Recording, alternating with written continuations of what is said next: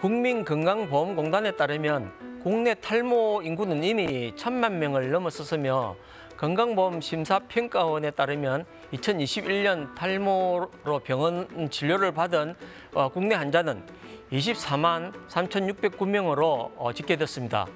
중년 남성만의 문제라 여기던 탈모가 이제는 남녀노소 불문하고 현대인의 큰 고민거리가 됐는데요. 탈모는 한번 시작하면 시간이 지날수록 증상이 심해지는 그런 진행성 질환이기 때문에 초기에 치료하는 것이 매우 중요합니다. 안녕하세요. 피부과 전문의 최영수 원장입니다.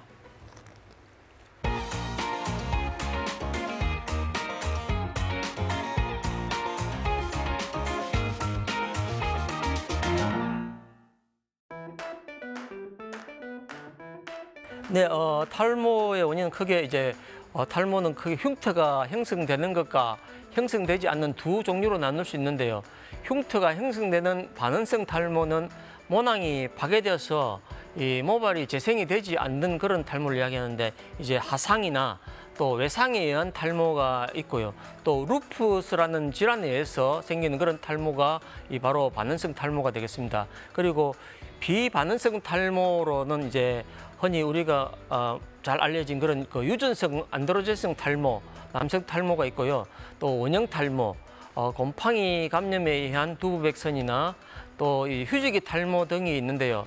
원형 탈모증과 같은 경우에는 이제 자가 면역 질환으로 생각되고 있습니다.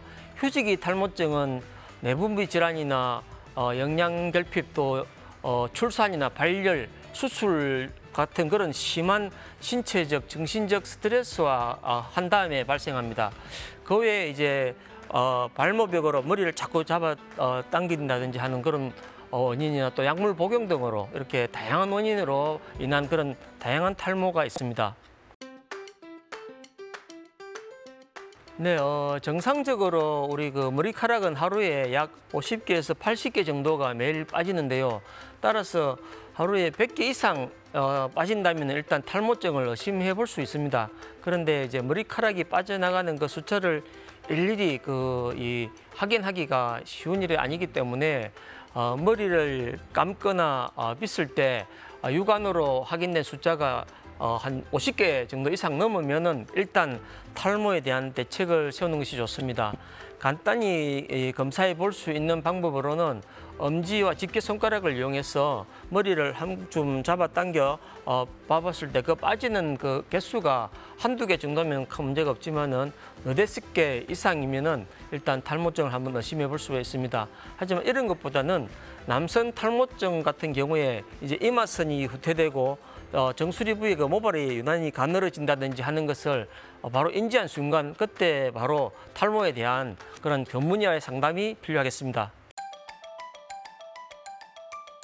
네, 최근에 이제 탈모로 인해서 병원을 찾는 젊은 남성과 여성이 점점 많아지고 있는데요. 특히 식생활의 서구화와 또 스트레스가 늘어나면서 탈모가 일찍 그렇게 생기는 경우가 많습니다. 휴지기 탈모증이라고 하는 이 스트레스성 탈모와 같은데요. 결국 이 스트레스성 탈모는 심한 신체적, 정신적 스트레스 후에 발생하는 그런 탈모인데, 이 모발이 한 곳에 집중되어 빠지는 것이 아니고 모발 전체적으로 굵고 긴 모발이 한 번에 잘 쑥쑥 빠져나가는 그런 양상으로 대체로 시간이 지나면 또 자연스럽게 회복이 됩니다. 반면에 이 유전성 탈모증 같은 경우에는 이마 정수리, 이 머리가 헤어라인이 따라서 모발이 빠지는데 모발이 점점 가늘어지는 그런 양상을 보이고 시간이 자꾸 이렇게 지나도 모발이 자연히는 돌아오지 않습니다. 네, 남성 탈모증의 경우에는 머리 부위, 즉 두피 모발이 가늘어지고 숱이 적어지는데 다른 부위의 모발은 오히려 더 풍성합니다. 그런데 이제 원형 탈모증의 경우에는 보면은 자각 증상 없이 여러 가지 크기로 원형이나 타원형으로 이렇게 머리털이 빠지는 그런 질환인데요. 주로 이 머리에 발생하지만은 드물게 수염이 난 부위나 또 눈썹이나 속눈썹 같은데 이런 원형 탈모증이 생길 수가 있습니다.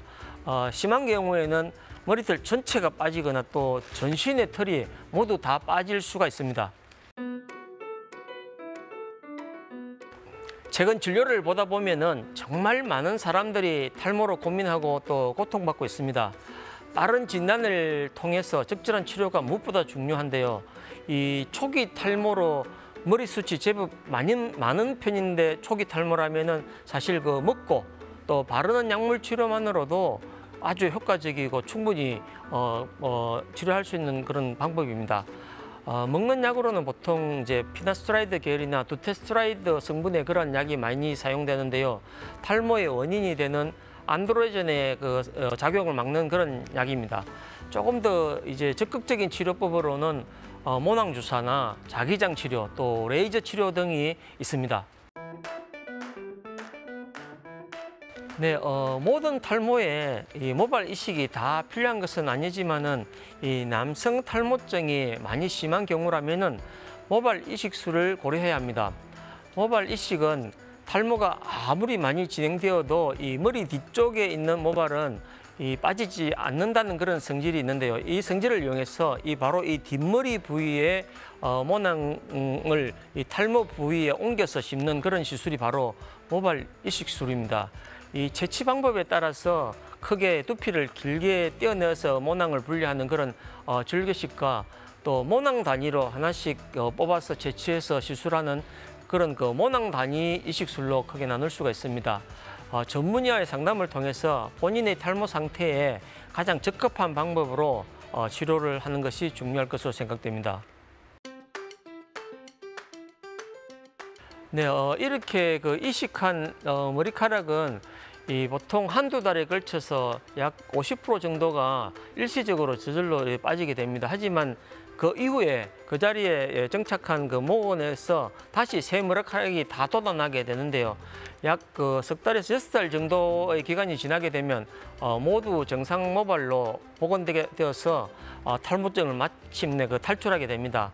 한 번 심은 모발은 더는 탈모가 일어나지 않고 거의 영구적으로 유지할 수 있어서 탈모에서 완전히 해방되게 되겠습니다. 네, 유전으로 인한 탈모나 암 치료와 같은 그런 어쩔 수 없는 요인으로 인한 탈모는 사실 예방을 할 방법이 없지만은 두피와 머리카락 상태를 잘 관리하면 탈모의 악화를 막을 수가 있습니다.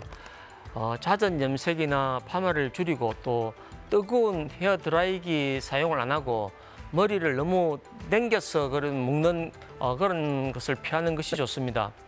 적절한 헤어 제품을 사용하고 심한 다이어트는 피하는 게 좋겠습니다. 미네랄이나 비타민제와 같은 영양제를 복용하고 또 스트레스를 피하는 것이 필요합니다.